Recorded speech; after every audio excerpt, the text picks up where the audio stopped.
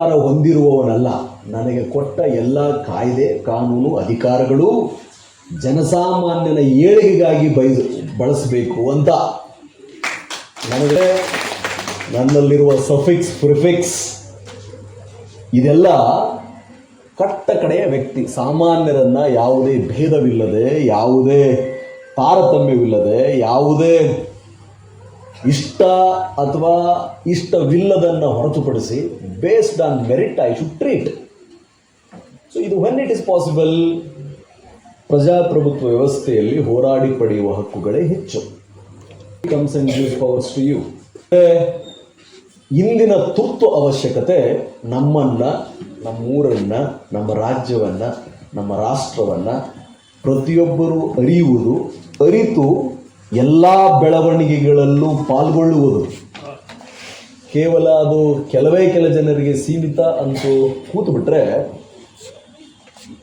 ಏನೂ ಗೊತ್ತಿಲ್ಲದವರು, ಏನೂ ತಿಳಿಯದವರು, may be ಬಹುಸಂಖ್ಯಾತ ಸಾಮಾನ್ಯ ಪ್ರಾಮಾಣಿಕ ಪ್ರಜೆಗಳನ್ನು ಗ್ರಾಂಟೆಡ್ ಆಗಿ ತೆಗೆದುಕೊಳ್ಳುವ ಸಾಧ್ಯತೆಗಳು ಇರ್ತದೆ. ಅದಾಯ್ತದೆ. ಪ್ರಜಾಪ್ರಭುತ್ವ ಜೀವಂತವಾಗಿರಬೇಕು.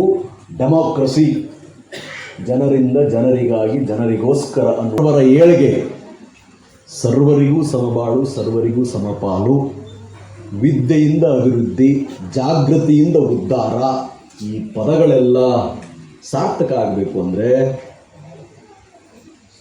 ಬಹಳಷ್ಟು ವ್ಯಕ್ತಿಗಳು, ಬಹಳಷ್ಟು ಸಂಘಟನೆಗಳು ಗ್ರಾಮ ಮಟ್ಟದಲ್ಲಿ, ಬೀದಿಯಲ್ಲಿ, ಪಟ್ಟಣದಲ್ಲಿ, ಹಳ್ಳಿಯಲ್ಲಿ, ಜಿಲ್ಲೆಯಲ್ಲಿ, ರಾಜ್ಯದಲ್ಲಿ